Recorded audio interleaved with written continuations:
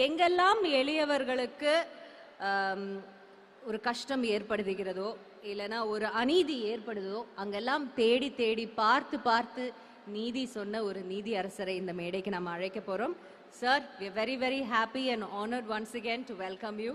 நீதி அரசர் சந்துரு சார் அவர்களை மேடைக்கு அழைக்கிறோம். Sir, please join us. மேடைக்கு வாங்க sir.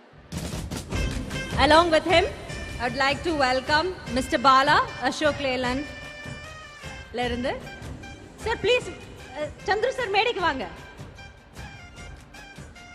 Also director Tamilarasan Pachamuthu அவர்களையும் மேடைக்கு அழைக்கிறோம். And now the very intelligent lady Miss Bharathi Bhaskar மேமையும் மேடைக்கு அழைக்கிறோம்.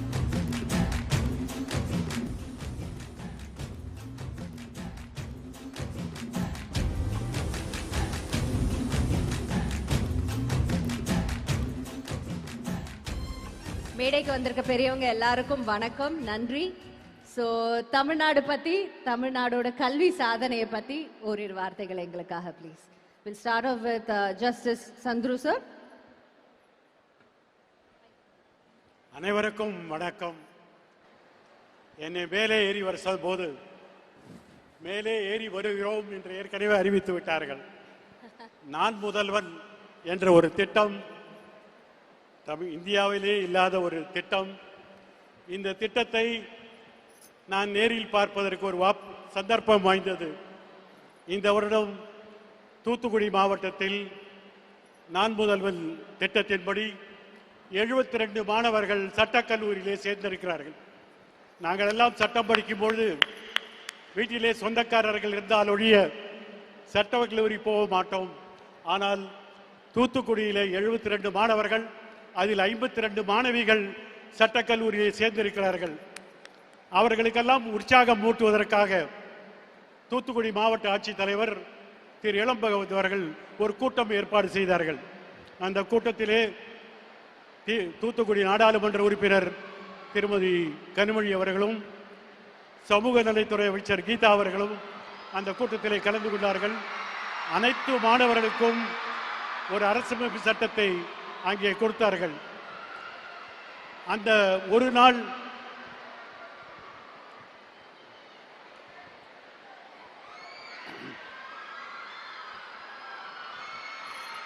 Let's give a very warm welcome to our Deputy Chief Minister, Thiru Udayanithi Stalin அவர்கள். சார் வணக்கம்.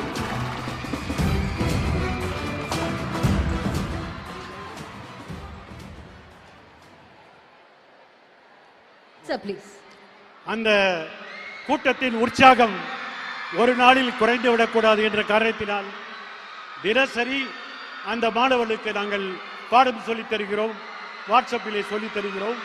அந்த மாணவர்கள் நானும் முதல்வராகுவேன் என்ற நம்பிக்கையுடன் இன்றைக்கு படித்து வருகிறார்கள் என்பதற்கு நம்முடைய முதலமைச்சரை எவ்வளவு பாராட்டினாலும் தகும் என்று சொல்லி அவளுக்கு வாழ்த்து வருகிறேன்.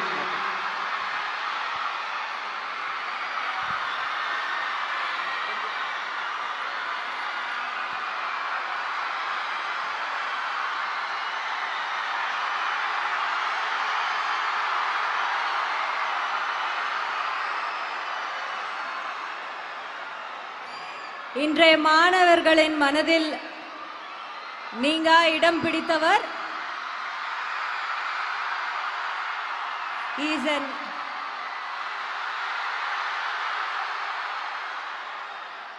is an inspiration and நாளைய சமுதாயத்தின் நம்பிக்கை திரு சிவகார்த்திகேயன் அவர்களை வருக வருக என வரவேற்கிறோம்.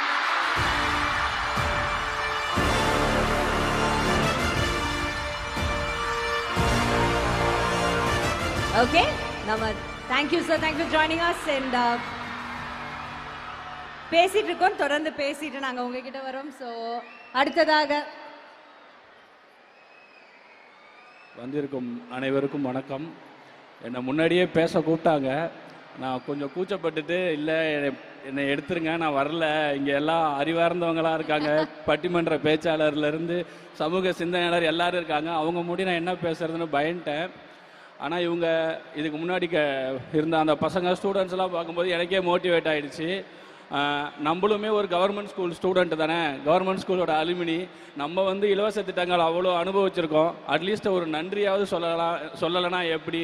ஏன்னா நான் பஸ் பாஸ்லேருந்து ஃபஸ்ட்டு கிராஜுவேட் ஸ்காலர்ஷிப்னு எல்லா கவர்மெண்ட்டோட இலவசங்களை அனுபவித்து அதில் படித்து நான் ஒரு இன்ஜினியரிங் முடித்த ஒரு ஸ்டூடெண்ட்டு. அப்படி இருக்கிறப்போ இவங்கெல்லாம் நன்றி சொல்லும்போது நான் மட்டும் ஏன் நன்றி சொல்லாமல் அங்கேயே உக்காந்துருக்கேன் அப்படின்னு சொல்லிட்டு தான் நான் இங்கே வந்தேன்.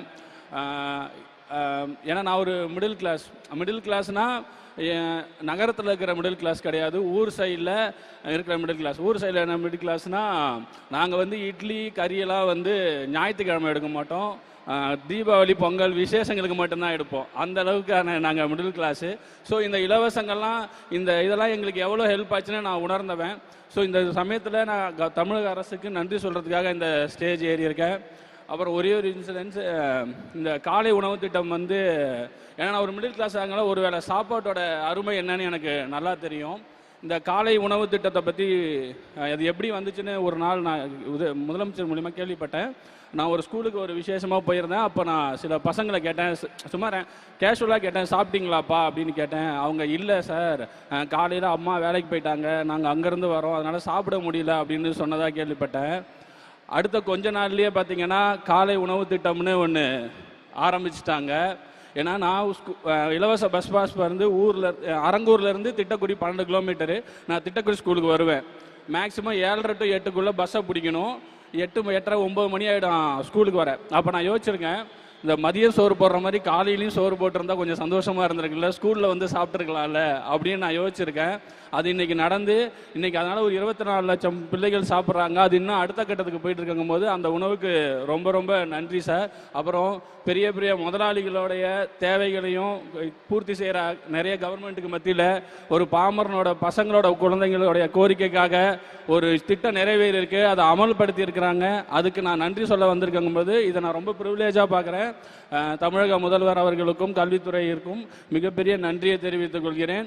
இது மாதிரி இன்னும் நிறைய பண்ணுங்க. நம்ம ஆல்ரெடி பண்ணிக்கிட்டு தான் இருக்கிறோம் தமிழக அரசு. ஏன்னா முன்னாடி எப்படி இருந்தோன்னா மக்கள் படிக்கிற எண்ணம் மட்டும் இருந்தால் போதும், நான் படிக்க வச்சிட்றேன் அப்படின்னு இருந்துச்சு. இப்போ அது பத்தாது, உனக்கு நான் படிக்கிறதுக்கு எண்ணத்தையே உருவாக்குவேன் அப்படின்னு சொல்லி நம்ம பண்ணிக்கிட்டு இருக்கிறாங்க. இது மிகப்பெரிய இது. கல்விக்காக எப்பவுமே நம்ம முன்னாடி நிற்கணும். சொல்லுவாங்க சச்சின் டெண்டுல்கர் படித்தாரா, இளையராஜா படித்தாரா, இல்லை ரஹ்மான் படித்தாரான்னு நிறைய பேர் சொல்லுவாங்க. நம்பாதீங்க, அப்படி ஜெயித்தவங்க 100 பேர் தான். படித்ததுனால ஜெயித்தவங்க தான் இங்கே அவ்வளோ பேர் இருக்கும். நீங்கள் அதை ஃபாலோ பண்ணுங்கள். எக்ஸப்ஷனல் எப்பயுமே எக்ஸாம்பிள் ஆகாது. முதல்வர் அந்த ஏவியில் சொன்னது தான், படிங்க படிங்க படிங்க. நான் எக்ஸ்ட்ரா ஒரு தடவை சொல்கிறேன், படிங்க.